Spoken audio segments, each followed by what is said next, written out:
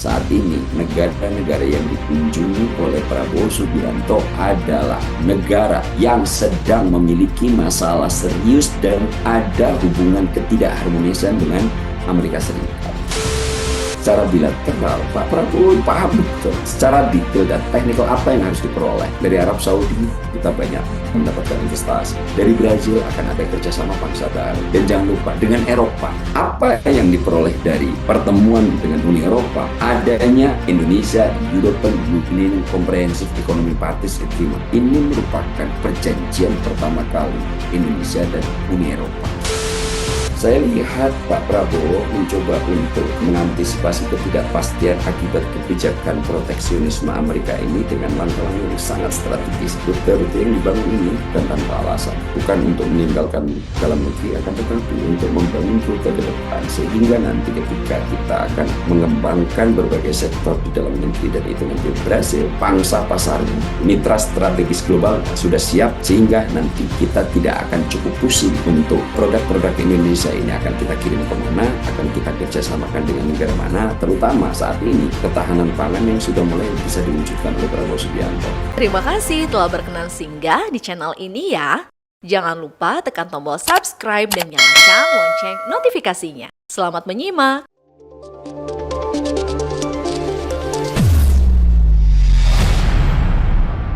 Berkolaborasi dengan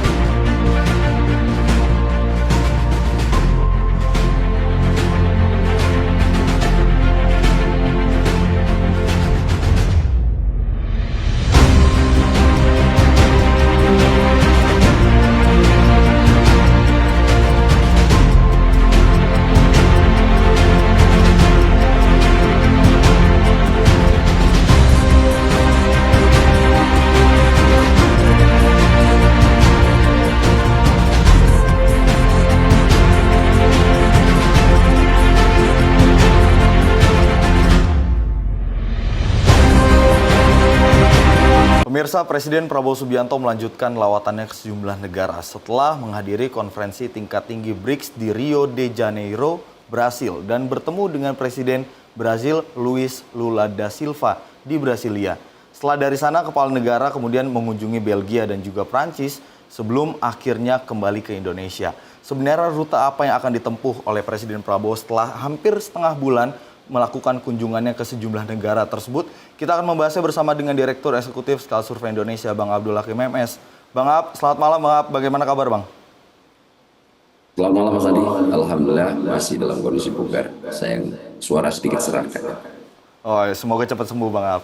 Bang Ab, ini kalau melihat rute yang ditempuh oleh Presiden Prabowo setelah hampir setengah bulan tidak terlihat di Indonesia dan aktif sekali di luar negeri. Pertama dari awal Juli mengunjungi Arab Saudi, kemudian berlanjut ke Brazil, dan kemudian berlanjut ke Belgia, dan yang terakhir adalah kunjungannya ke Prancis. Sebenarnya kalau melihat dari langkah Presiden Prabowo Subianto di kancah internasional baru-baru ini, sebenarnya rute apa yang ingin dicapai oleh Presiden Prabowo ini, Bang Ab? Baik Mas Andi, kalau kita bicara terkait dengan kunjungan luar negeri Pak Prabowo sejak dilantik, memang cukup intens, luar biasa Mas Andi. Saya menghitung sudah hampir ada 20 negara yang dikunjungi oleh Pak Prabowo dengan berbagai macam hasil perjanjian bilateral dan juga perjanjian regional. Dan satu hal yang saya catat terkait dengan kunjungan-kunjungan Pak Prabowo ke luar negeri ini, dalam konteks Pak Prabowo sangat ofensif melakukan diplomasi internasional dalam mungkin menjelang 1 tahun pemerintahan beliau.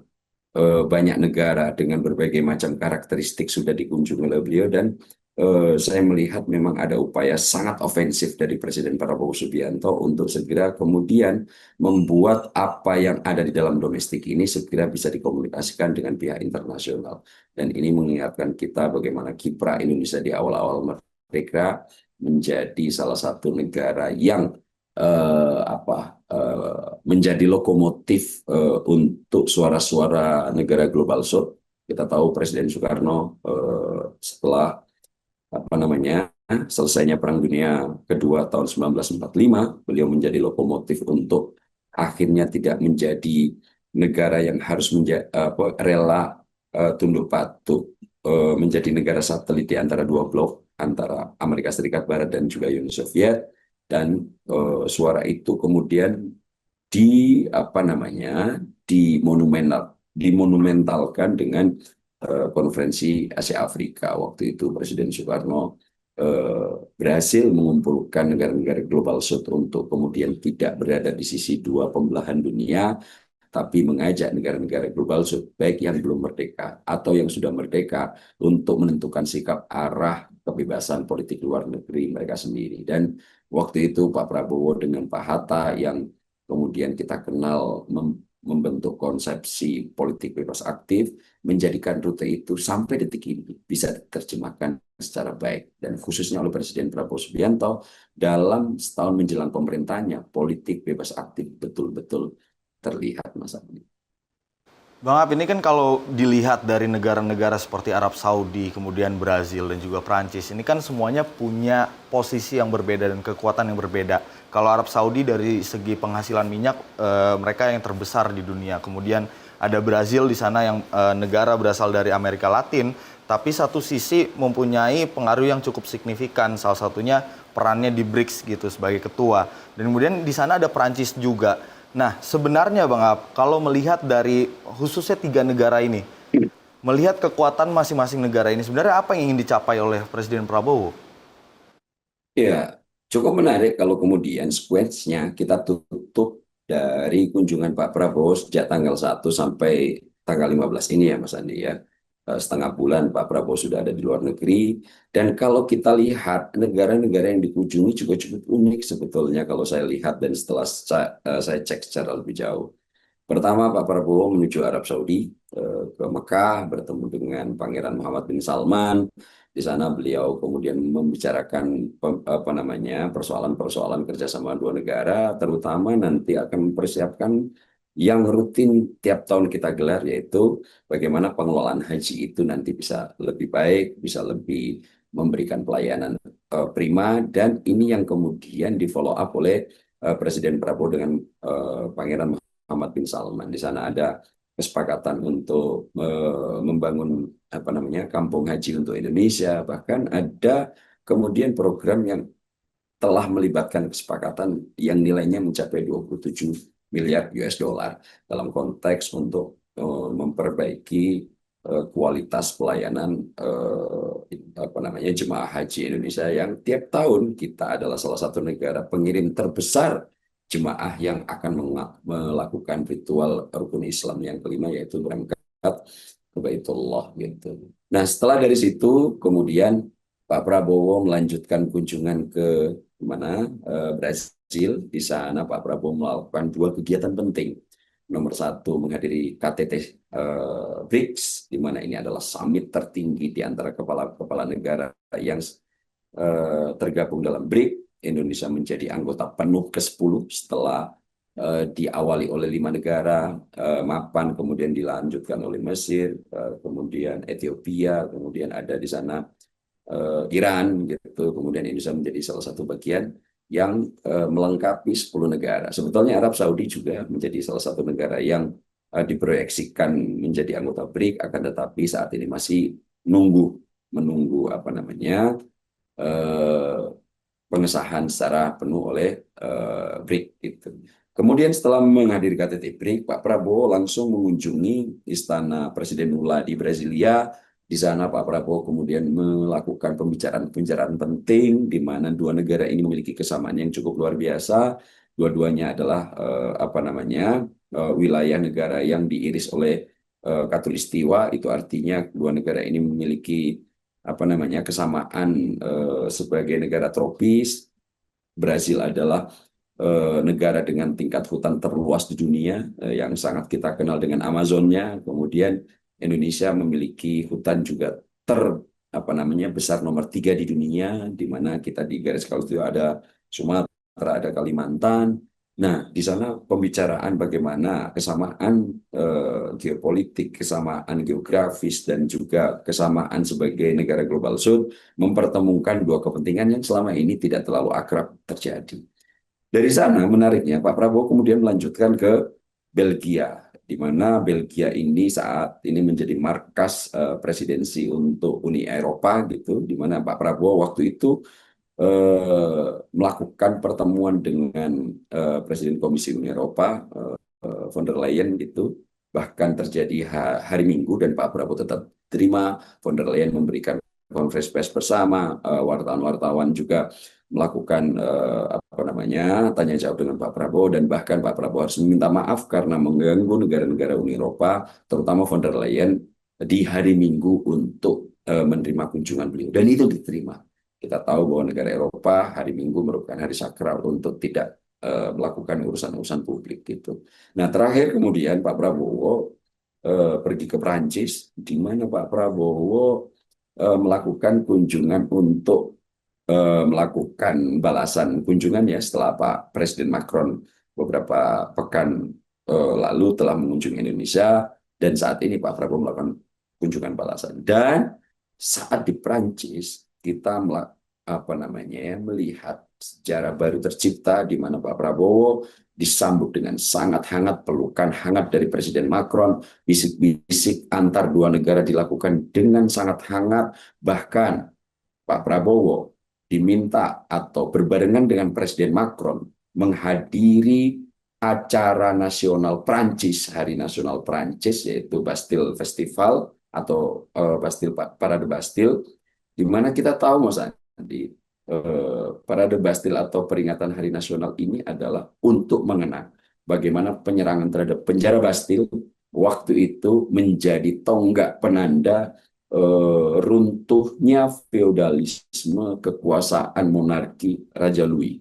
Waktu itu kemudian kita kenal dalam sejarah Bastille parade ini atau peringatan Hari Nasional Prancis dengan Bastille Day ini menjadikan sebuah revolusi hebat yang tercatat dalam sejarah dunia sebagai revolusi Prancis, yang itu menjadi tanda-tanda Renaissance. Kemudian Bastille Day ini juga menjadikan revolusi Prancis mengeluarkan konsep yang sangat terkenal, liberté, kemudian égalité, dan juga fraternité. Ini yang kemudian menjadi ujung pangkal dari munculnya sebuah konsepsi baru untuk menentang sistem monarki yang lambat laun kemudian itu dikonsepsikan sebagai demokrasi.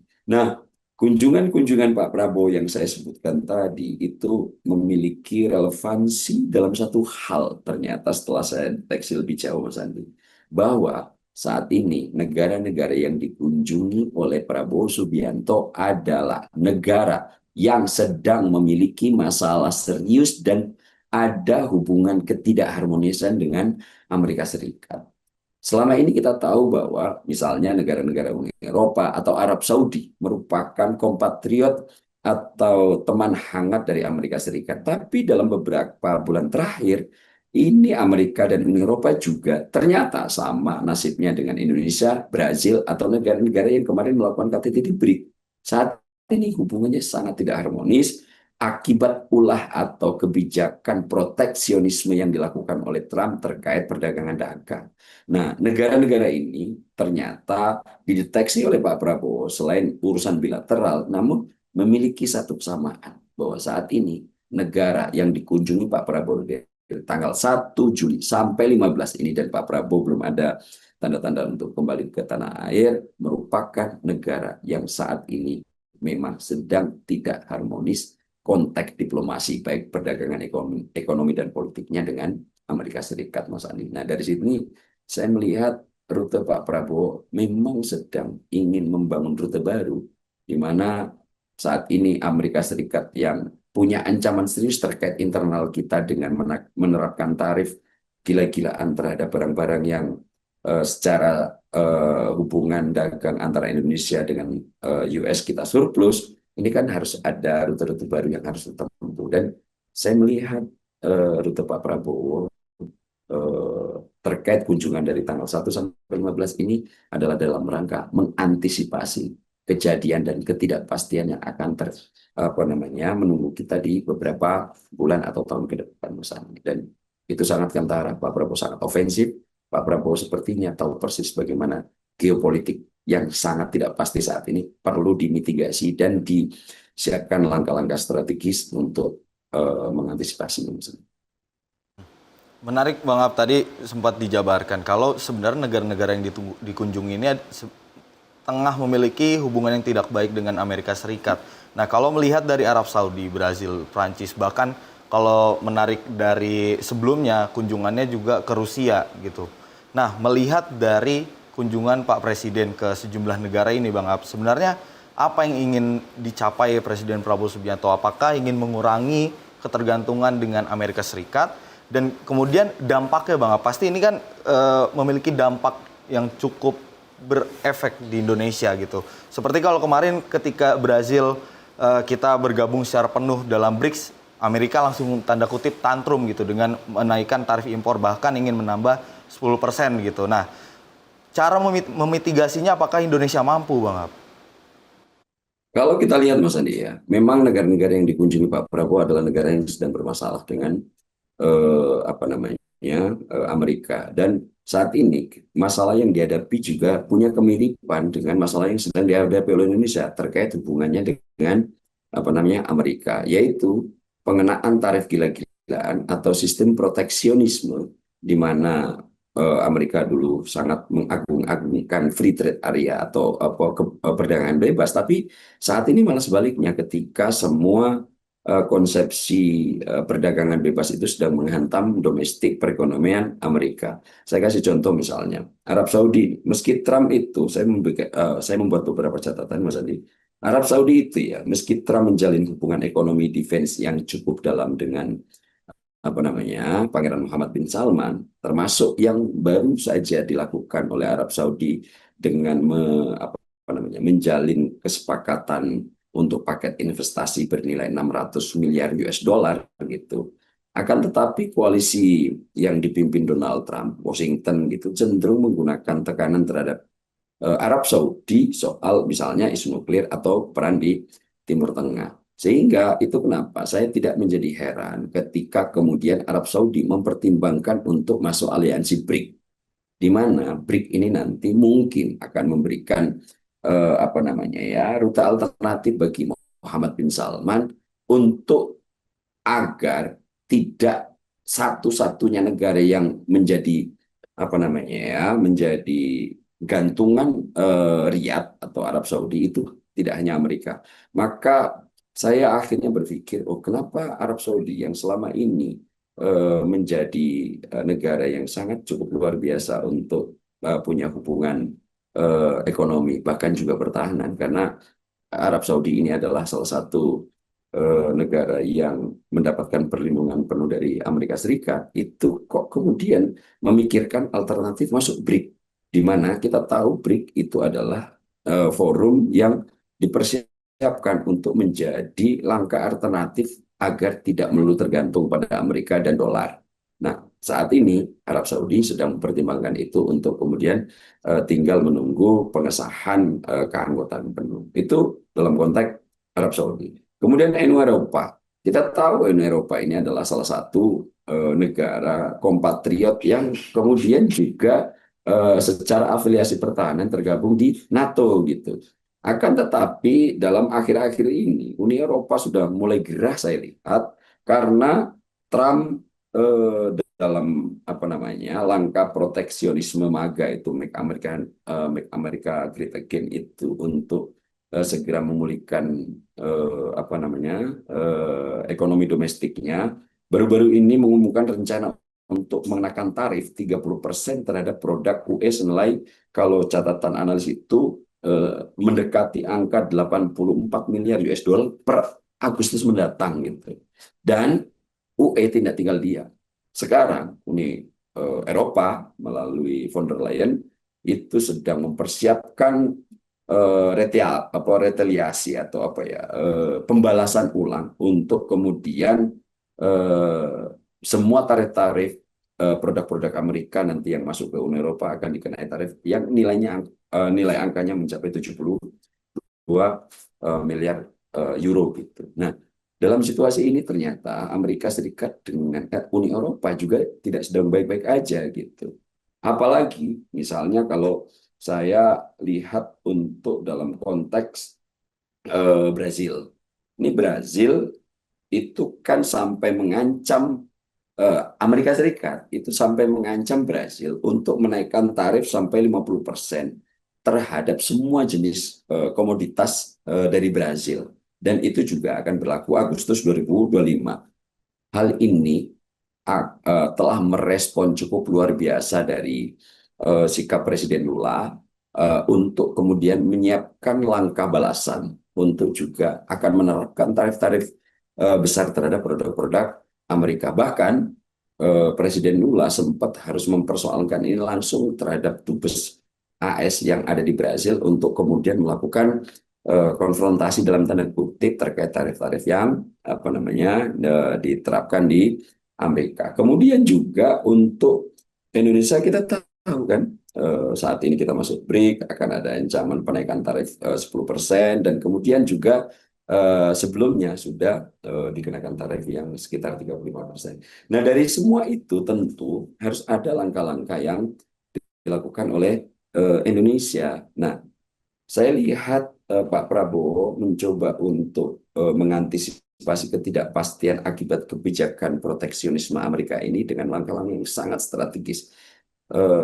Rute tanggal 1 sampai tanggal 15 yang dilakukan Pak Prabowo untuk mengunjungi negara-negara yang saat ini Pak Prabowo masih sedang berada di sana adalah semua saya lihat dalam rangka konteks untuk mengantisipasi hal ketidakpastian ekonomi yang saat ini dipantik oleh kebijakan sarkas Amerika untuk kemudian mencoba kembali pulih terkait ekonomi domestiknya. Hal-hal yang semacam ini saya lihat cukup beruntung Pak Prabowo sudah memahami betul konteks perjalanan dan politik internasional sehingga rute-rute yang dibangun ini setelah saya deteksi secara lebih jauh bukan tanpa alasan, bukan untuk meninggalkan dalam negeri akan tetapi untuk membangun rute ke depan sehingga nanti ketika kita akan mengembangkan berbagai sektor di dalam negeri dan itu nanti berhasil pangsa pasarnya, mitra strategis globalnya sudah siap sehingga nanti kita tidak akan cukup pusing untuk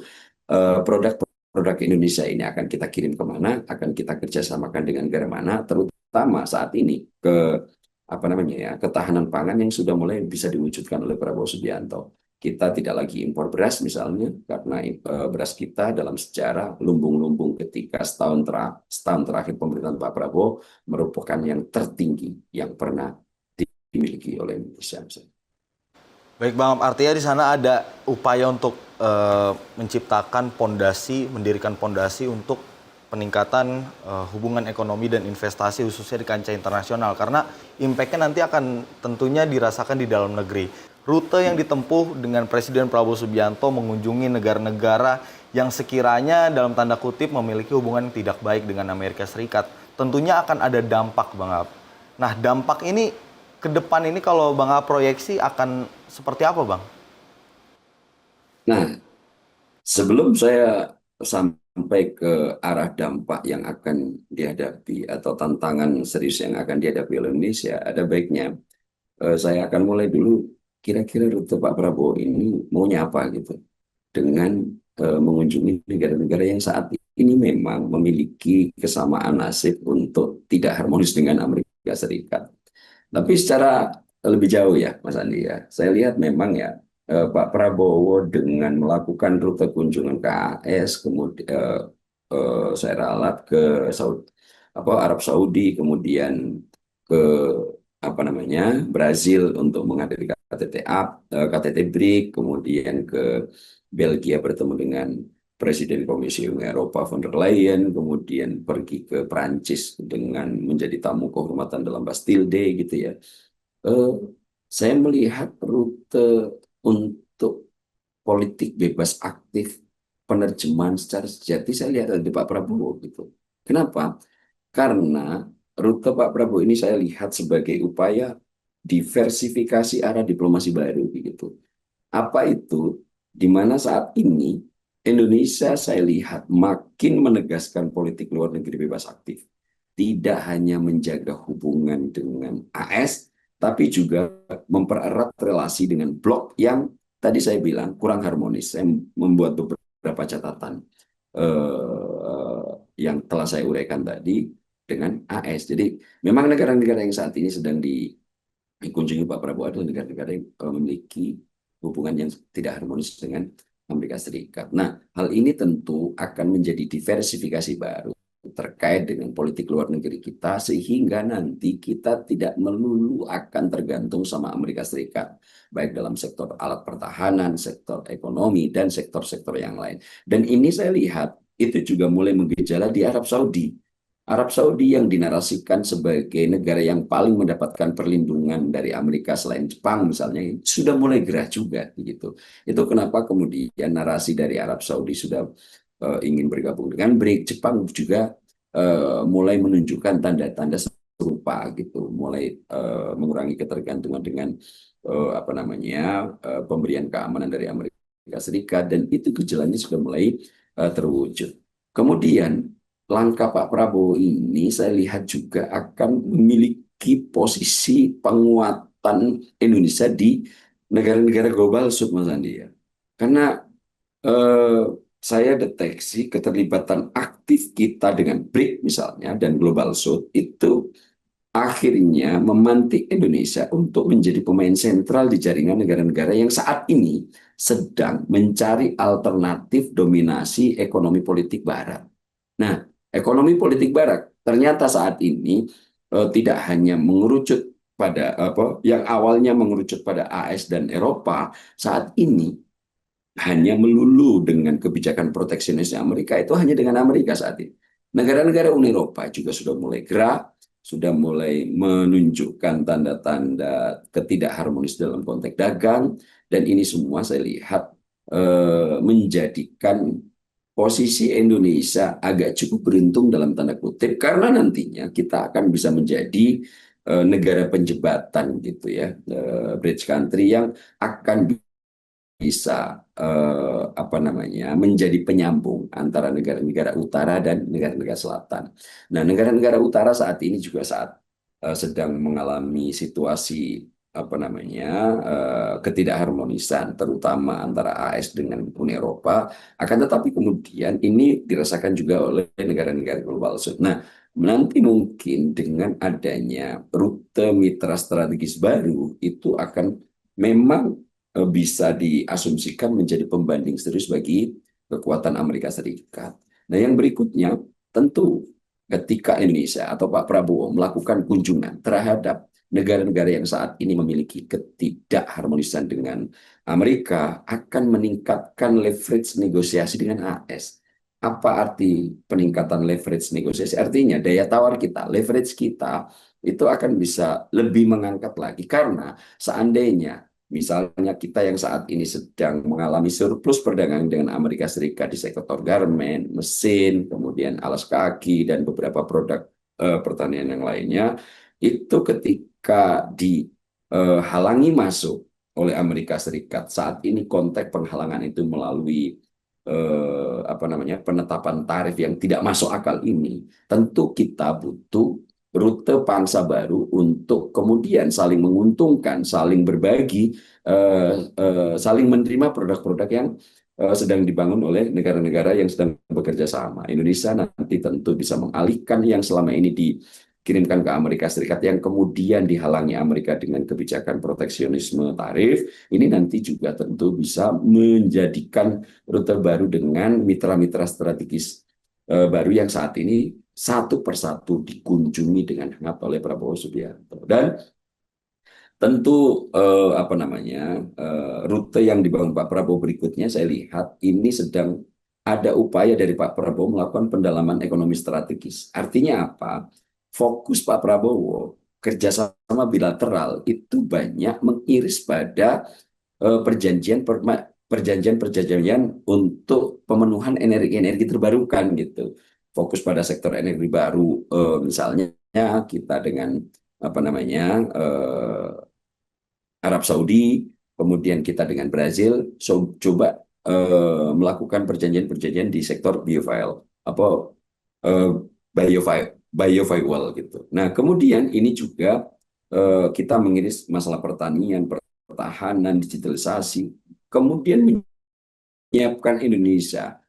Apa yang dilakukan Pak Prabowo ini terkait adanya ketidakpastian di beberapa tahun ke depan ini, Mas Andi. Dan ini tentu saya sangat meyakini Pak Prabowo yang paham betul terkait geopolitik global sedang menyiapkan penyebab-penyebab seandainya nanti Indonesia, eh, maksud saya dunia, betul-betul dalam situasi ketidakpastian, kita tidak cukup rumit untuk mencari langkah alternatif baru. Dan yang paling utama saya lihat apa yang dilakukan Pak Prabowo selama 15 hari terakhir ini akan lebih membuat Indonesia punya peran lebih di Indo-Pasifik. Kita tahu ya Mas Andi ya, UE itu sudah agak cukup jengah dengan apa yang dilakukan Amerika ketika membentuk AUKUS gitu di Indo-Pasifik.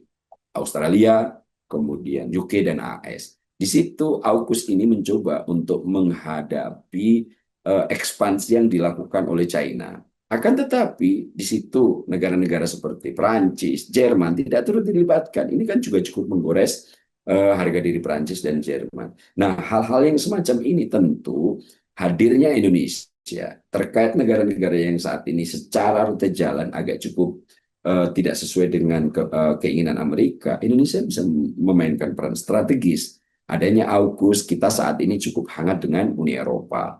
Kita saat ini cukup hangat dengan Perancis. Tentu ini akan menjadikan peran Indonesia cukup strategis dalam konteks untuk bridge building. Artinya apa? Menjadi penjembatan kepentingan-kepentingan yang saat ini ada irisan cukup kuat perbedaan antara AS dan negara-negara yang lain. Nah, dalam situasi yang semacam ini, saya kemudian memberikan analisis dan telaah yang lebih jauh. Sepertinya saat ini memang Pak Prabowo sedang menjalankan diplomasi yang sangat ofensif untuk satu, membangun jaringan mitra strategis non-AS.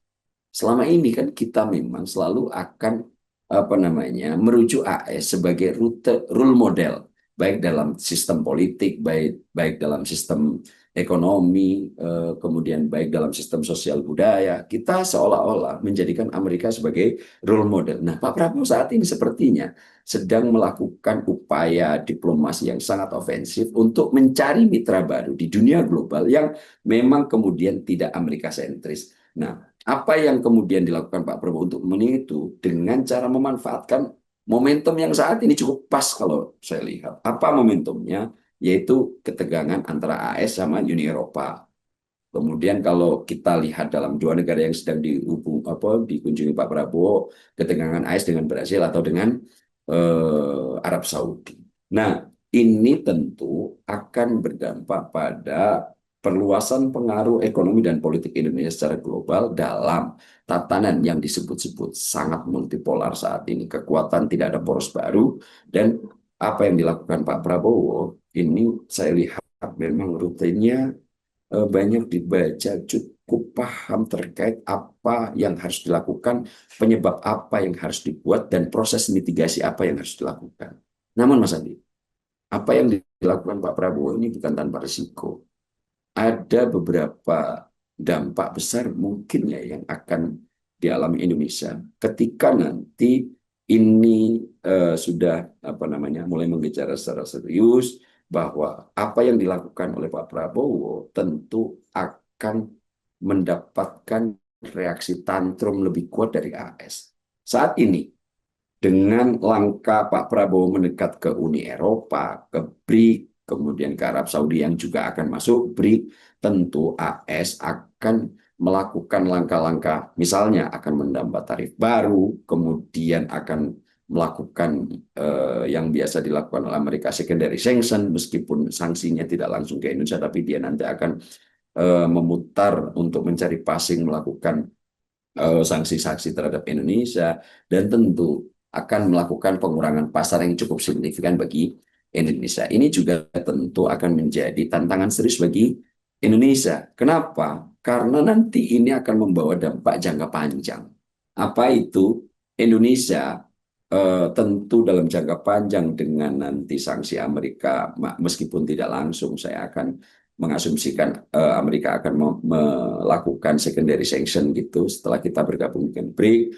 Ini dalam jangka panjang tentu akan berakibat pada jika kita tidak kuat-kuat amat, tentu akan sangat berpengaruh terhadap Indonesia. Itu kenapa kemudian Indonesia harus lebih berhati-hati nih Mas Andi dalam memanajemen hubungan bilateral dengan AS, karena nanti potensi retaliasi perdagangan atau balas dendam atau upaya serangan balik atau yang biasa dalam dunia internasional kita kenal dengan konsepsi retaliasi, pembalasan dalam sektor perdagangan akan lebih kencang dari Washington, dan itu tentu tidak boleh diabaikan. Yang kedua tentu apa namanya, keterikatan komitmen baru dengan BRIC ini akan apa namanya, dengan segera harus banyak energi yang harus kita keluarkan ketika nanti negara-negara BRIC ini mengalami situasi ketegangan secara bilateral seperti India dengan Pakistan, kemudian juga ada India dan Cina, kemudian perebutan pengaruh Rusia, India, Cina, Brazil. Tentu ini nanti Indonesia harus mengeluarkan energi sedikit berlebih dalam konteks melakukan pergaulan internasional, di mana ini nanti tentu akan menambah beban banyak terkait persoalan-persoalan dalam negeri yang saat ini sedang mengkungkung kita.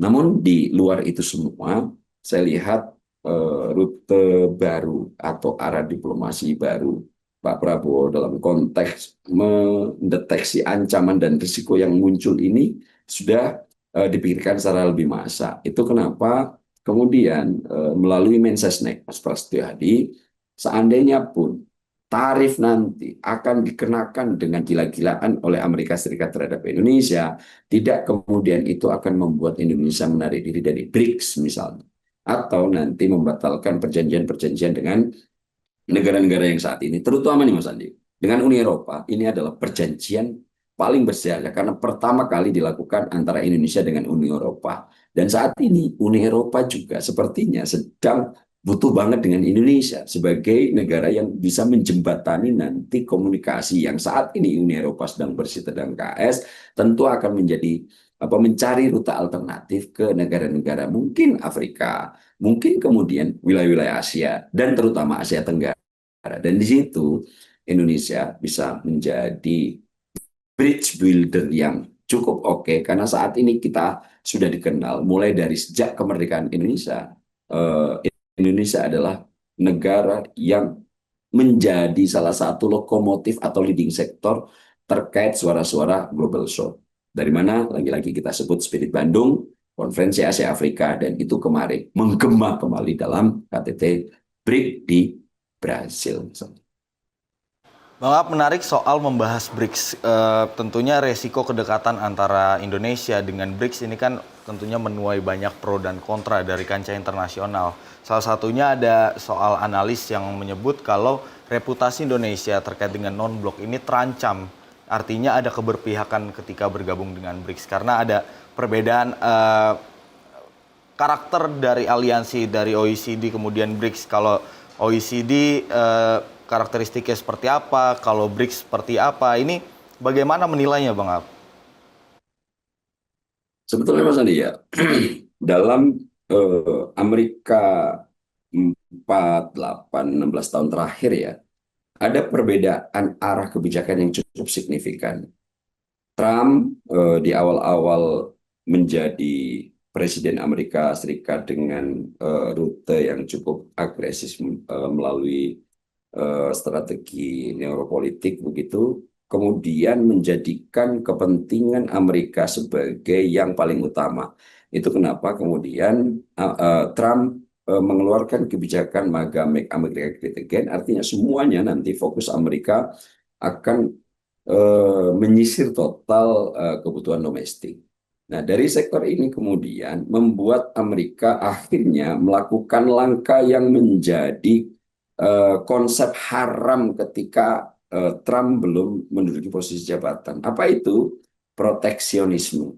Amerika itu adalah negara yang paling mendewakan nilai anti proteksionisme gitu Mas Andi. Di mana nilai-nilai ini kemudian diedarkan ke seluruh masyarakat dunia, yang kemudian proteksionisme inilah liberalisme anti proteksionisme ini yang kemudian kita kenal sebagai perdagangan bebas, globalisasi, kemudian liberalisasi ekonomi gitu, adanya persaingan sehat antara kapital-kapital yang ada. Nah, ini adalah salah satu nilai utama yang dikampanyekan Amerika ke seluruh penjuru dunia. Akan tetapi sejak Trump naik ke tampuk kekuasaan, ini berbanding terbalik. Kenapa? Karena ternyata liberalisme yang dikampanyekan Trump telah menjelmakan Cina menjadi sosok seperti sekarang, di mana manufaktur kemudian semuanya dibangun di Cina, kemudian dibangun di negara-negara berkembang, di mana ini memberikan insentif bagus terhadap negara-negara itu untuk tumbuh lebih cepat gitu. Nah, akhirnya apa? Liberalisme ini menjadikan negara-negara ini menjadi sosok-sosok baru pemain perdagangan internasional. Ternyata ini membuat Amerika kaget gitu. Dan itu akhirnya membuat Amerika sangat proteksionis. Kemudian jeda, Biden terpilih, dan Trump terpilih kembali. Akhirnya ada kebijakan MAGA 2.0. Kita jika di era pertama berarti konsepsi kebijakan Trump itu lebih ke saya konsepsikan MAGA 1.0 gitu. Di era keduanya setelah dijedah oleh Biden, dia kembali melakukan American First dengan proteksionisme lebih gila lagi dalam konteks kebijakan American First 2.0 ini, Mas Andi, di mana belum ada rujukan yang pernah kita lihat dalam kebijakan-kebijakan negara dunia memberikan tarif dagang masuk semua barang-barang dari negara lain angkanya di atas 50%. Ini betul-betul mengagetkan, dan itu dilakukan oleh negara yang dulu mendewakan betul liberalisme, perdagangan bebas, dan juga globalisasi. Tentu ini akan menjadikan lagi-lagi reaksi keras dari dunia. Dan saat ini hal itu sudah mulai kelihatan, itu gejalanya. BRICS sudah mulai muncul, aliansi-aliansi hebat Amerika sudah mulai agak renggang, Uni Eropa, Jepang, kemudian Arab Saudi. Saya lihat juga sudah mulai memikirkan rute alternatif baru. Kayaknya nggak boleh lagi nih kita terlalu tergantung lagi dengan Amerika Serikat. Harus ada ketika Amerika Serikat nanti melakukan upaya kebijakan seperti yang sekarang, itu masih ada nih nanti mitra global strategis yang lain yang bisa kita ajak kerjasama, misalnya untuk menerima produk-produk yang selama ini menjadi keunggulan negara masing-masing. Nah, saya lihat sekarang pergaulan internasional ini menjadi teraduk dan punya potensi menimbulkan arah baru dalam sejarah percaturan politik dunia. Ini dipantik oleh Amerika yang sangat paradok dalam konteks kebijakan, di mana di awal dia sangat mendewakan liberalisme.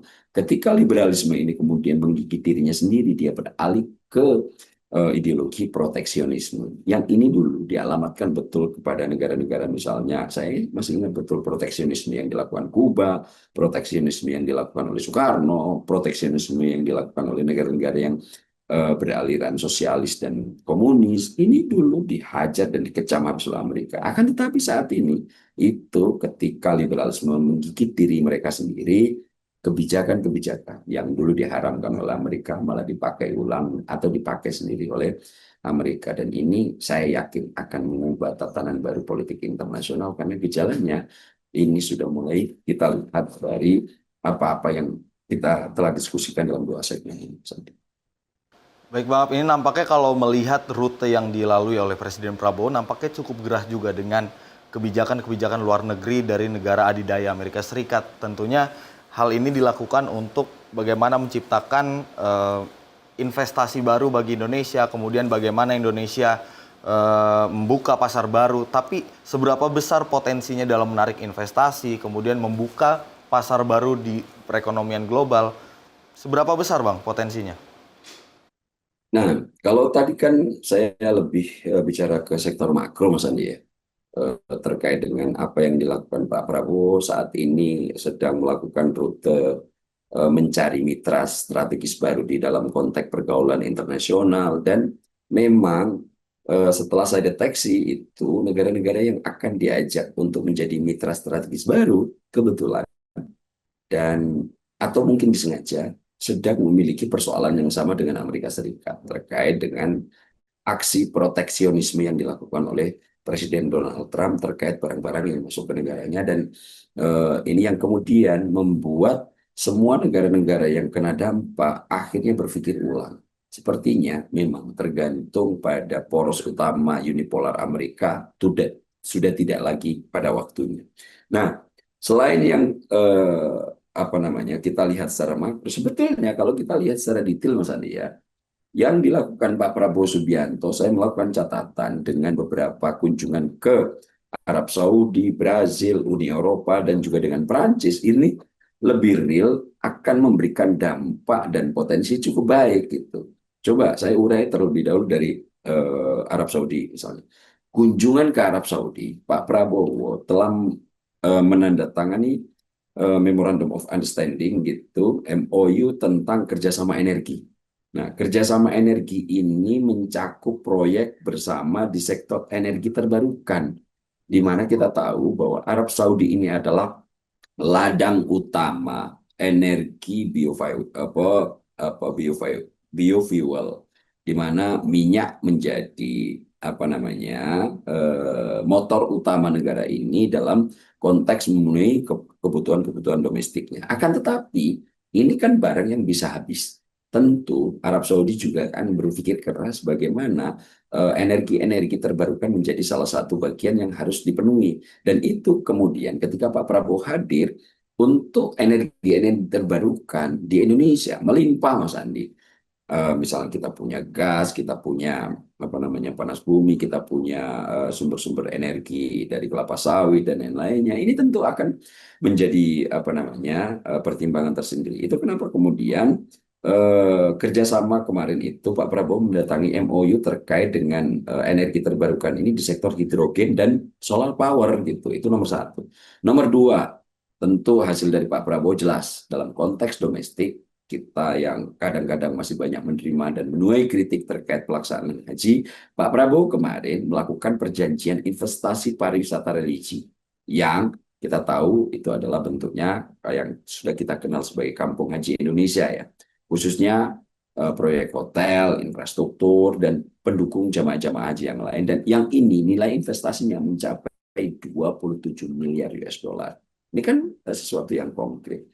Belum lagi kemudian kita dengan Arab Saudi akan melakukan kerjasama di bidang pertahanan, yaitu apa namanya peningkatan kerjasama teknis, namun meskipun tidak ada aliansi formal dengan Amerika. Ada nilai investasi 27 miliar US dollar yang kemudian nanti akan berada kerjasama yang diperoleh dari kunjungan Pak Prabowo ke Arab Saudi. Itu satu. Nomor dua, dengan Brazil misalnya. Tentu kita tahu Brazil ini sekarang adalah sebagai koordinator BRIC, itu tentu ini akan menjadi apa namanya advantage tersendiri bagi Indonesia yang disambut dengan sangat terhormat di BRIC dan juga di Istana Brasilia gitu. Di sana Indonesia dengan Brazil akan mengembangkan kerangka kerja bilateral BRIC Indonesia, tentu dengan pembentukan Indonesia BRIC BRIC Partnership Dialog Forum. Ini yang saya catat. Yang kedua, Indonesia dan Brazil. Ketika Pak Prabowo datang langsung ke istana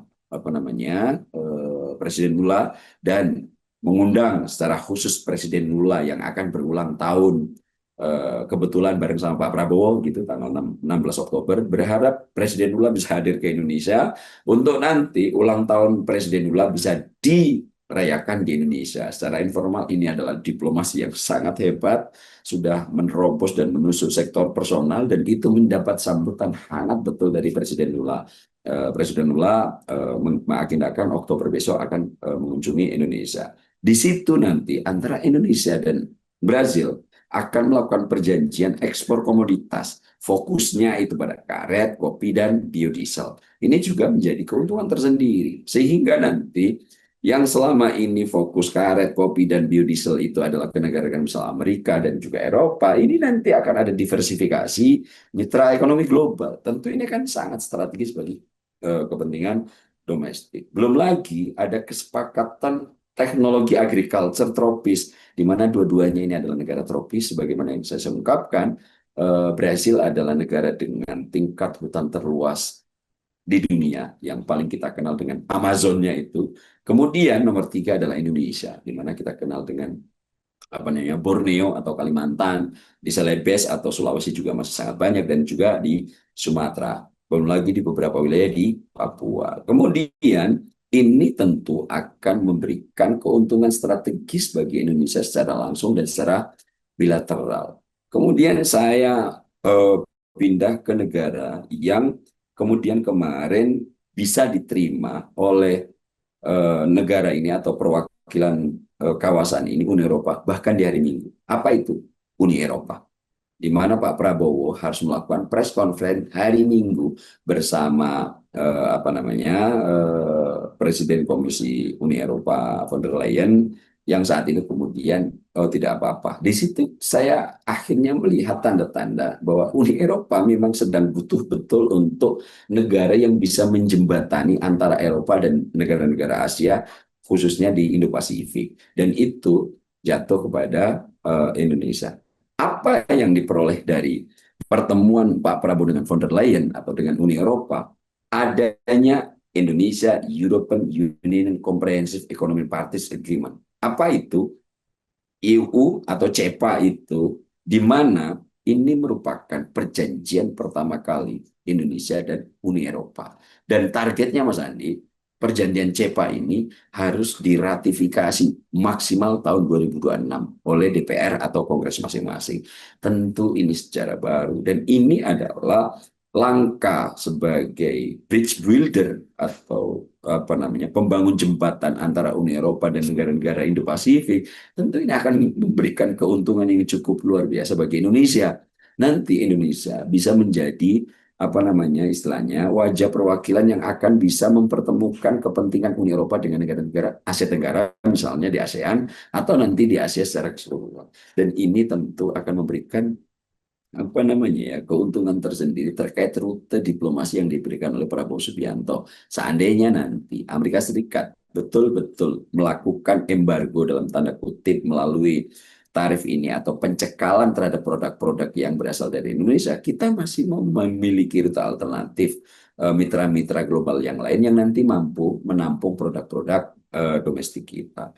Belum lagi nanti untuk dengan Uni Eropa kita melakukan Joint Action Plan 2025 sampai 2030 tentang isu perdagangan hijau, digitalisasi ekonomi, dan juga keamanan maritim. Ini kan menjadi sebuah hal yang bagi saya, apa yang dilakukan Pak Prabowo tidak hanya makro murni, tapi secara detail teknikal telah memberikan, menurut saya, antisipasi dan mitigasi baik terkait ketidakpastian arah dunia saat ini. Dan itu misalnya baru 3 negara. Dengan Perancis lebih signifikan lagi saya lihat. Kenapa?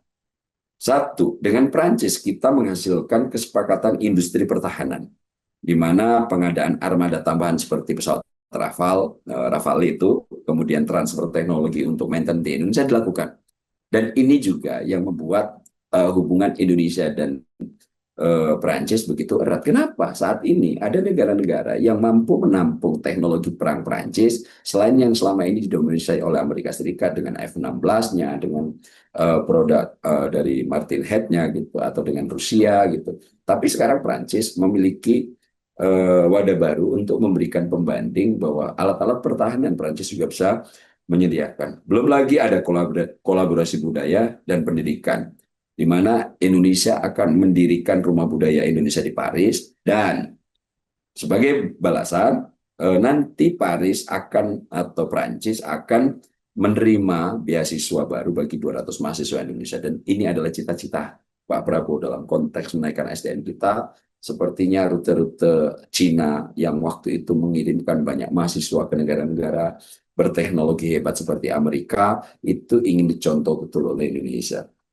Saat ini salah satu negara yang kemudian menjadi target untuk pemberian beasiswa terhadap apa namanya manusia-manusia Indonesia adalah salah satunya Perancis, dan itu diberikan oleh Presiden Macron dalam konteks kerjasama bilateral. Tentu dalam penaikan SDM ini akan cukup signifikan. Yang berikutnya itu adalah perjanjian maritim, adanya perjanjian maritim kerjasama di bidang keamanan maritim di Indo-Pasifik. Tadi saya sudah sempat nukil bahwa Indo-Pasifik, Amerika kemudian membentuk kaukus yang disebut sebagai AUKUS, Australia, United Kingdom atau Inggris, dan juga Amerika Serikat. Prancis dan Jerman ditinggal. Tentu ini kan menggores Prancis sebagai negara yang punya kesejarah panjang dalam konteks penguasaan maritimnya, dengan Napoleon Bonaparte yang cukup terkenal sebagai penguasa maritim yang sudah harus melakukan pengarungan samudra dari ujung dunia. Ini kan kemudian memberikan kesempatan kepada kita saat ini. Prancis akan bekerja sama serius di sektor maritim ini dalam konteks memperkuat wilayah kemaritiman di kawasan Indo-Pasifik. Di situ Aliansi Barat ada AUKUS, Australia, United Kingdom, dan Amerika Serikat. Nah, kalau kita lihat secara keseluruhan, secara makro, Amerika Serikat Indonesia atau langkah yang dilakukan Pak Prabowo ini betul-betul akan menempatkan posisi yang sangat terhormat. Tapi secara bilateral, Pak Prabowo juga paham betul secara detail dan teknikal apa yang harus diperoleh. Dari Arab Saudi kita banyak mendapatkan investasi. Dari Brazil akan ada kerjasama bangsa baru. Dan jangan lupa dengan Eropa. Eropa ini jumlah penduduknya kalau keseluruhan negara Eropa itu hampir 750 juta manusia, Mas Andi. Dengan potensi hampir mendekati 30 triliun US dollar. 30 triliun US dollar untuk gross domestic brutonya itu. Ini kemudian belum ditambah lagi dengan keunggulan-keunggulan teknologi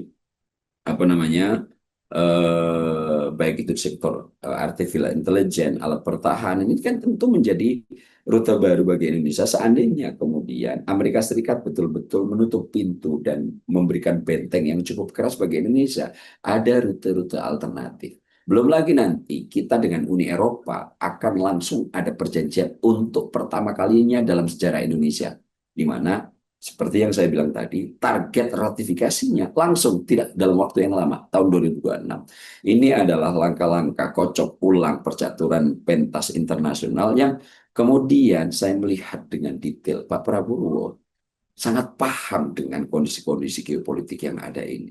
Ternyata pemahaman Pak Prabowo jauh lebih melampaui apa yang kita bayangkan, sehingga narasi terkait dengan Pak Prabowo cukup ngurus urusan luar negeri melulu, tidak mengurus urusan domestik. Saya melihat mungkin bagi mereka yang mengatakan ini belum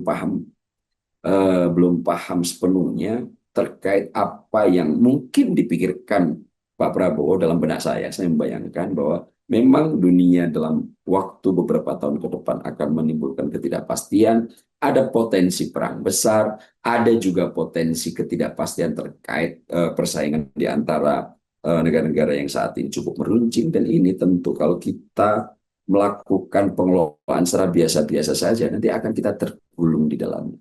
Dan dalam konteks mengantisipasi itu, sebagaimana Pak Prabowo mengatakan tahun 2030 itu Indonesia sudah akan dihapus dari peta, itu membuat Pak Prabowo, saya lihat, melakukan langkah antisipasi betul agar itu tidak terjadi.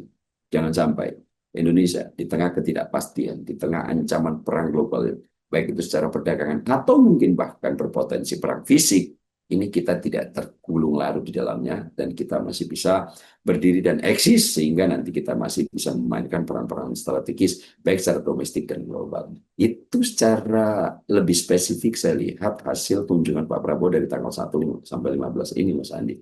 Sehingga Pak Prabowo, sebagaimana Mas Andi katakan, ini cukup ofensif, kemudian bukan tanpa alasan, meskipun dinarasikan Pak Prabowo lebih mengutamakan politik internasional pada politik domestik. Saya malah melihat sebaliknya. Pak Prabowo tahu persis bahwa politik internasional itu adalah bagian tak terpisahkan dalam konteks pemenuhan politik domestik. Apa yang dibangun Pak Prabowo dalam konteks untuk apa namanya memenuhi kepentingan nasional baik itu di sektor ekonomi maupun di sektor keamanan.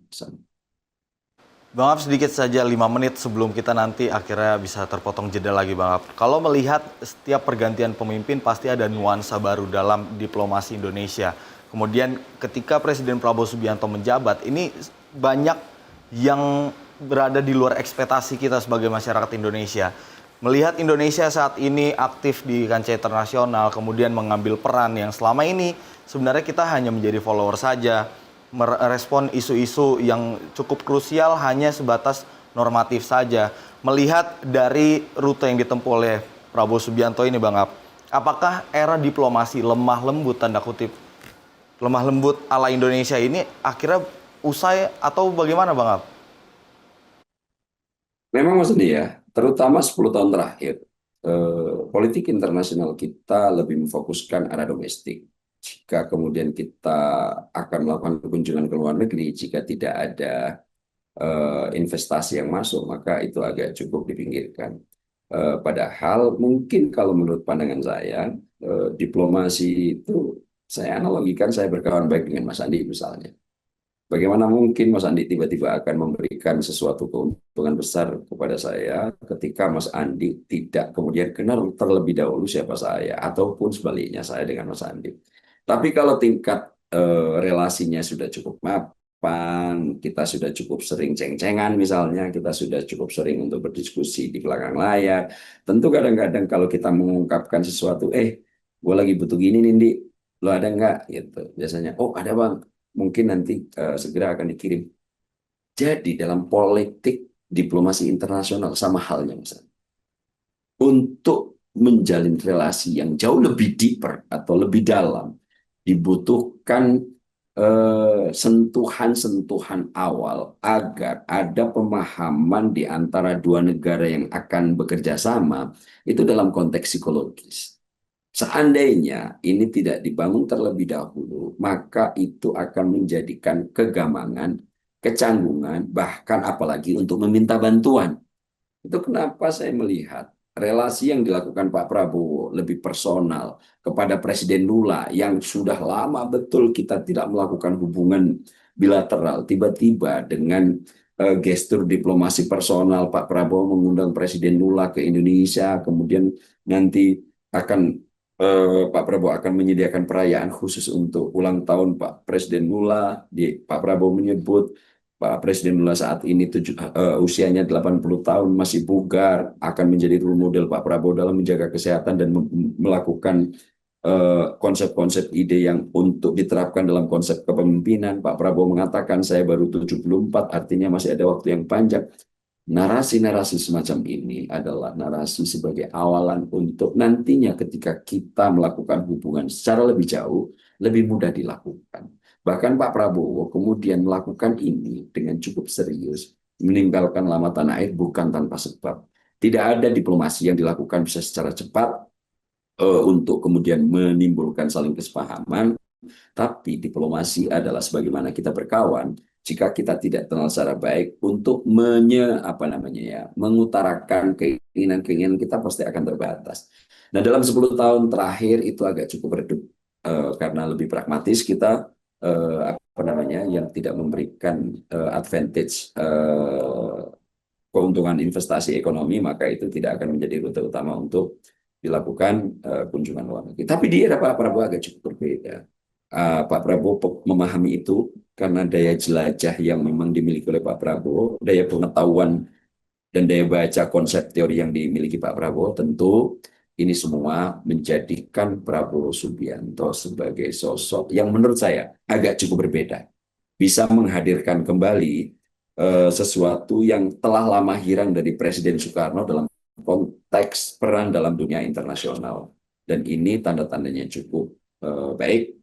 Pak Prabowo ofensif betul dalam 9 atau menjelang satu tahun pemerintahannya dalam konteks menjalin relasi dengan mitra-mitra global yang nanti seandainya ada potensi blokade dari satu blok yang selama ini cukup baik kita relasinya dan mungkin hanya satu-satunya sandaran sejak Presiden Soeharto, kemudian dilanjutkan sampai 10 tahun terakhir. Akan tetapi di era Pak Prabowo, untuk politik bebas aktif secara sejati, saya lihat bisa diterapkan secara baik. Di mana Pak Prabowo kemudian memahami betul bahwa politik bebas aktif itu tidak kemudian netral, tapi independen dalam menjalin atau membuat keputusan dengan negara mana kita harus bekerja sama dan dengan negara mana nanti kita tidak harus bekerja sama. Jadi politis bebas aktif itu tidak berarti netral. Akan tetapi kita sebagai negara berdaulat bebas dan independen memilih kemana rute afiliasi dan mitra global harus kita pilih. Dan itu saya lihat ada di Prabowo Subianto. Baik, melihat ketidakpastian global saat ini, negara-negara yang tidak suka dengan Amerika Serikat ini mulai melakukan manuver politik secara agresif seperti itu. Nah, posisi manuver politik yang dilakukan oleh negara-negara ini, Bang Ab, bisa berpotensi gak sih untuk menjatuhkan Amerika Serikat di era perang dagang ini, Bang Ab? Pertanyaan Mas Andi cukup menarik.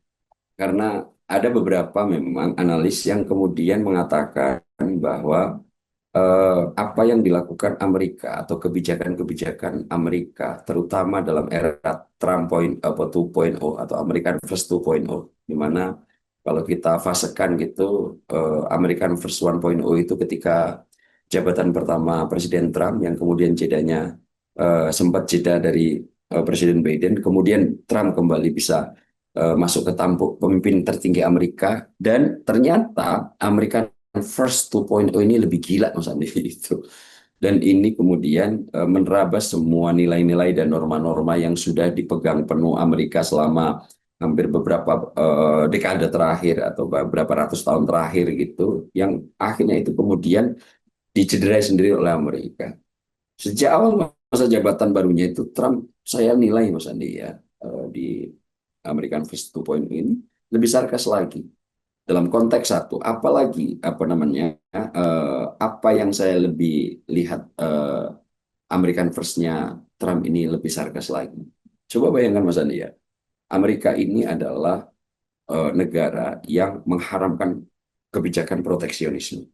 Akan tetapi saat ini Amerika adalah negara dengan kebijakan proteksionisme paling signifikan, kalau kita tidak boleh memakai istilah paling sarkas gitu atau paling buruk itu. Ini adalah paling signifikan dalam sejarah dunia terkait proteksionisme. Coba bayangkan, tarif tinggi itu tidak hanya dilancarkan kepada negara-negara yang memang secara historis itu punya hubungan tidak baik dengan Amerika gitu. Akan tetapi ini juga dilakukan oleh Trump terhadap negara-negara yang punya ikatan atau persahabatan baik itu dengan negara-negara Uni Eropa, di mana di dalamnya ada NATO. Trump juga melakukan hal yang sama. Saya kasih contoh nih, misalnya untuk negara-negara tarif tinggi atau perdagangan Trump yang dilakukan ini terhadap Uni Eropa, Tiongkok, Brasil, atau beberapa wilayah negara misalnya Indonesia. Di negara-negara Eropa, Mas Andi, target tarif 30% itu dikenakan terhadap semua barang atau semua jenis perdagangan. Ini kemudian membuat Uni Eropa meradang gitu. Itu karena akhirnya Uni Eropa melihat, saya lihat, butuh alternatif baru, dan pada saat bersamaan ketika Indonesia hadir, mampu membawa harapan untuk sebagai negara bridge builder, itu diterima dengan sangat santun, dengan sangat terhormat. Kenapa? Karena sebetulnya Uni Eropa juga butuh kita. Jadi ini adalah hubungan yang saling membutuhkan. Indonesia juga butuh untuk kerjasama yang tidak melulu nanti bisa tergantung dengan Amerika Serikat. Akan tetapi Uni Eropa yang saat ini juga sedang mengalami ketegangan terkait barang-barangnya diberikan tarif sampai 30%. Ini juga Uni Eropa sedang berpikir ulang. Ini kita harus mencari mitra strategis baru. Jadi apa yang dipikirkan oleh Uni Eropa dan juga Indonesia sepertinya sama gitu. Terus nomor dua, Brazil lebih gila lagi Mas Andi.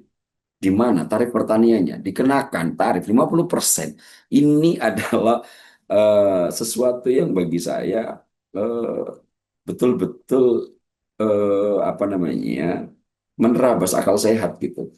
di mana lagi-lagi Amerika itu adalah negara yang anti proteksionisme. Ini Brasil dikenakan tarif sampai 50% lebih untuk produk-produk pertanian. Belum lagi untuk baja, aluminium, kemudian besi, itu juga tarif dari semua negara yang masuk ke Amerika itu diberikan dengan batas yang tidak wajar. Amerika akan melakukan renegosiasi dan akan memikirkan ulang kebijakan itu jika negara-negara yang selama ini mengirimkan barang-barang ke Amerika, termasuk Indonesia, mau membangun manufaktur di Amerika Serikat. Ini juga syarat yang bagi saya agak cukup dalam tanda kutip nggak rasional, karena sebetulnya Amerika kenapa perusahaan-perusahaannya itu tidak mau membangun manufakturnya di Amerika, karena harganya gila-gilaan. iPhone misalnya, kenapa berbagai perangkatnya harus diproduksi di Cina? Karena ketika dibangun di Amerika maka tidak ada untungnya gitu. Tapi ketika ini dibangun manufakturnya di Cina, di Vietnam, di Indonesia, ini tentu akan memberikan keuntungan secara ekonomi yang cukup luar biasa. Dan belum lagi ada tambahan tarif 10% untuk negara-negara. Ini adalah salah satu langkah sarkas Amerika, jika boleh sedikit agak menggunakan bahasa yang keras gitu, sebagai bentuk kebijakan American First 2.0 dari Trump. Itu baru dalam konteks perang dagang. Belum lagi Mas Andi, dalam perjanjian-perjanjian internasional, Trump juga melakukan kebijakan yang bagi saya agak cukup menerabas akal sehat itu. Apa itu misalnya? Penarikan atau renegosiasi dari perjanjian internasional. Salah satunya mundur dari Paris Agreement secara formal untuk kedua kalinya. Padahal dulu motor utama untuk kampanye Paris Agreement, di mana penyelamatan bumi atau untuk penyelamatan lingkungan dunia yang terkandung dalam Paris Agreement ini adalah motor utamanya adalah Amerika salah satunya. Kemudian yang kedua, akhirnya Trump sendiri yang menarik pembiayaan terhadap World Trade WHO gitu, kemudian ada UNHCR yang dananya itu kemudian di stop sama Trump. Ini juga menimbulkan pertanyaan ulang. Belum lagi kemudian menunda pendanaan multilateral seperti ke Bank Dunia dan International Monetary Fund. Ini juga akhirnya membuat pertanyaan baru terkait apa sebetulnya yang dilakukan Amerika Serikat ini. Belum lagi kemudian melakukan pendekatan unilateralisme yang sangat ekstrim menurut saya. Apa bentuknya? Yaitu tekanan bilateral bahkan terhadap negara-negara sekutunya. Siapa? Jepang misalnya. Saat ini Jepang sudah mulai berpikir ulang, Mas Andi. Saat ini negara yang tidak punya militer tapi dalam perlindungan khusus Amerika adalah Jepang begitu. Sejak kala Perang Dunia Kedua tahun 45, Jepang dipaksa secara karakter berubah dengan pendidikan yang kurikulumnya diubah 180 derajat. Sehingga Jepang dengan karakteristik seperti dalam film-film kita tahu Yakuza, kemudian di sana ada samurai, berubah wajah menjadi sosok yang sangat santun. Ini semua adalah dampak dari paksaan Amerika untuk agar Jepang berubah karakter setelah kalah perang di 45. Dan saat ini ketika Jepang sudah mulai tunduk patuh, saat ini dimain-mainkan sama Amerika. Perang tarifnya Amerika juga kena. Belum lagi Jepang, Korea Selatan juga sama. Saat ini Trump juga melakukan hal yang sama terhadap Korea Selatan. Arab Saudi yang akhirnya kemudian berpikir ulang untuk bisa masuk ke BRICS gitu. Kemudian terhadap Jepang, Korea Selatan, Arab Saudi ini Trump minta bayaran lebih untuk perlindungan dalam tanda kutip yang diberikan AS gitu. Ini kan cukup mencengangkan, dan bagi saya yakin betul Jepang, Korea Selatan, dan juga Arab Saudi berpikir ulang. Mungkin hari ini dalam bayangan saya Jepang memikirkan untuk kemudian membangun teknologi pertahanannya kembali dan juga melakukan upaya pembangunan militernya secara lebih baik lagi sejak dilarang dalam tanda kutip oleh Amerika Serikat. Kenapa? Karena saat ini ketika Jepang diberikan perlindungan dalam tanda kutip oleh Amerika, Trump sekarang minta bayaran berlebih gitu. Nah, Ini yang saya sebut sebagai pendekatan unilateralisme yang lebih ekstrim dari Presiden Trump. Belum lagi kemudian selalu memberikan ancaman sanksi sekunder kepada negara yang berdagang, misalnya bagi negara-negara yang saat ini akan menjalin hubungan dengan Iran, dengan Rusia, dan juga dengan China atau Tiongkok, itu Trump telah menyiapkan langkah-langkah sanksi sekunder atau secondary sanction gitu, di mana biasanya ini seperti beberapa pekan lalu kita bahas melalui SWIFT, melalui pendanaan-pendanaan internasional, melalui pendepakan dari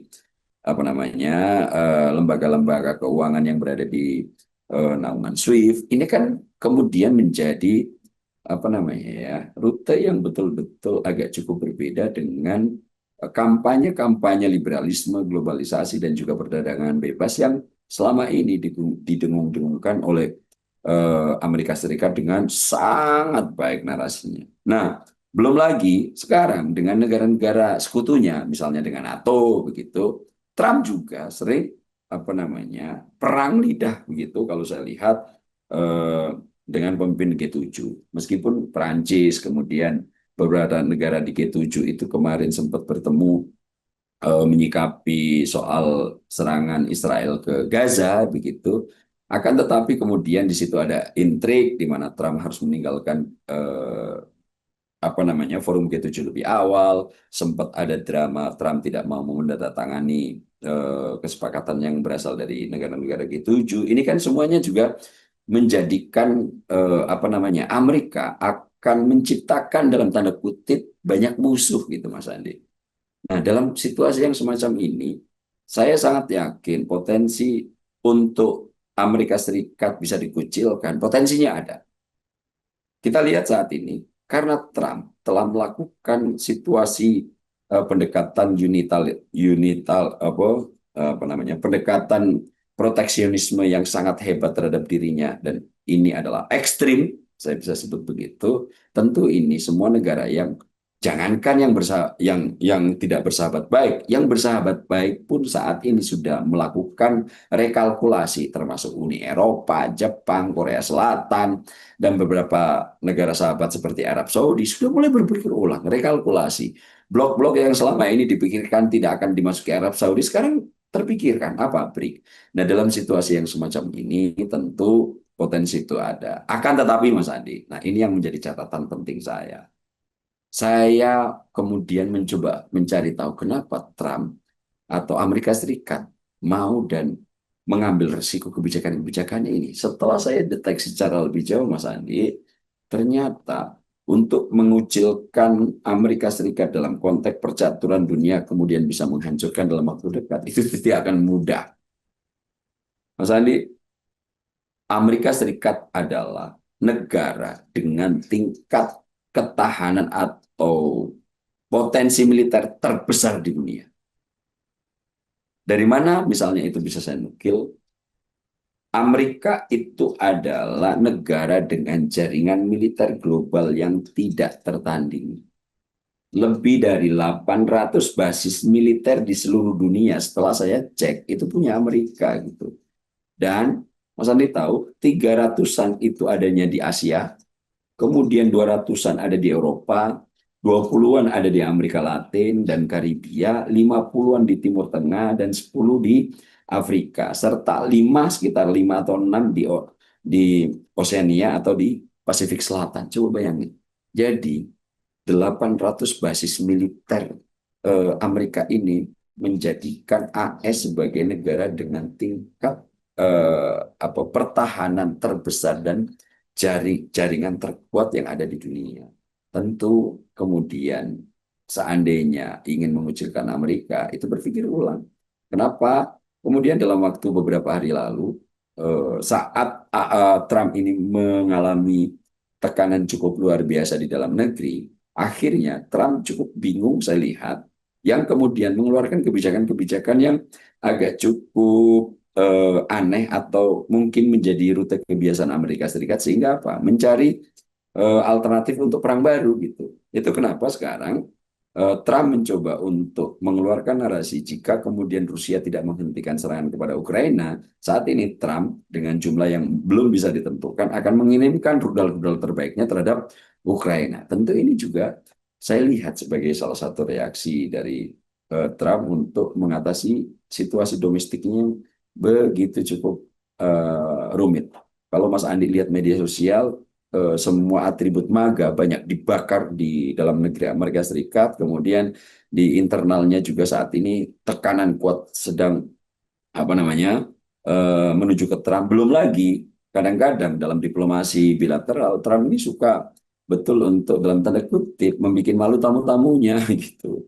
Di mana Presiden Lula pernah mengalaminya, kemudian Raja Abdullah pernah mengalaminya, bahkan Zelensky juga pernah mengalaminya, bagaimana secara bilateral mereka cukup dipermalukan oleh Donald Trump. Nah, situasi-situasi yang semacam ini memang punya potensi semua negara utama dunia berpikir ulang terkait hubungan-hubungan yang akan dilakukan. Tapi apakah ini kemudian bisa mengikis Amerika dari peran militer global atau peran global dalam waktu dekat? Sepertinya tidak. Seandainya Amerika tidak segera melakukan upaya-upaya perbaikan, tentu ini punya potensi akan mengikis Amerika dalam waktu ke depan. Belum lagi kemudian Amerika Serikat juga dengan afiliasi-afiliasinya mengalami ketegangan serius gitu. Nah, situasi yang dimunculkan Amerika ini saya melihat punya potensi untuk akhirnya membuat tatanan politik internasional baru atau tatanan dunia baru akan terwujud dengan pemantik proteksionisme yang dilakukan oleh Amerika ini. American First 1.0 di era pertama Presiden Donald Trump yang saat ini kemudian di follow up dalam American First 2.0, kebijakan Trump yang lebih sarkas lagi ini dilakukan. Ini saya lihat terjadi shifting gitu, terjadi pergeseran terkait dengan rute normal hubungan luar negeri di antara negara-negara yang biasanya AS dan NATO itu tidak akan terpisahkan. Kemudian negara Eropa Barat dengan Amerika tidak pernah terpisahkan. Saat ini mulai ada pergeseran cukup luar biasa. Prancis, saya tidak bisa membayangkan saat ini begitu dekatnya dengan kita untuk membuat pembanding AUKUS yang punya Amerika Serikat, yang Australia, UK dan AS gitu. Saat ini kita punya kerjasama sektor maritim khusus dengan Prancis, kita akan punya kerjasama dengan Uni Eropa dalam bentuk yang akan diratifikasi dalam waktu sangat dekat. Perlakuan kita terkait dengan diplomasi dengan negara-negara yang selama ini seolah-olah kita terpinggirkan, tapi kita diperlakukan sangat terhormat. Saya tidak membayangkan semua ini terjadi. Gitu. Akan tetapi di bawah panduan Prabowo Subianto, apa yang telah lama hilang di Indonesia terkait kiprah kiprah Indonesia dalam kancah internasional sedikit demi sedikit mulai bisa dibangun kembali dengan sangat mapan. Baik Bang Ab, nampaknya penjabarannya sangat detail, sangat jelas. Artinya memang dalam waktu dekat atau dalam beberapa tahun ke depan potensi untuk mengkucilkan Amerika Serikat itu sangat tipis seperti itu. Karena semuanya masih membutuhkan sosok dari Amerika Serikat. Namun potensi ini kalau dipupuk sedemikian rupa tentunya akan tumbang juga seperti itu Bang Ab ya. Oke, ya, baik Bang Ab, terima kasih banyak sudah mau berbincang pada malam hari ini. Semoga pemaparannya nanti pemirsa di rumah juga memahami bagaimana situasi global saat ini. Kemudian mengapa Presiden Prabowo Subianto melakukan kunjungan kerja hampir setengah bulan ke luar negeri tentunya untuk demi kebaikan Indonesia ke depan. Bang Ab, sekali lagi terima kasih banyak sudah mau berbincang. Sehat-sehat Bang Ab. Terima kasih Mas Andi, sehat selalu. Terima kasih sudah menonton video ini sampai akhir ya. Agar tidak tertinggal video-video kami selanjutnya, yuk jangan lupa tekan tombol subscribe dan nyalakan lonceng notifikasinya. Dan untuk berdiskusi, silahkan tulis pendapatmu di kolom komentar ya.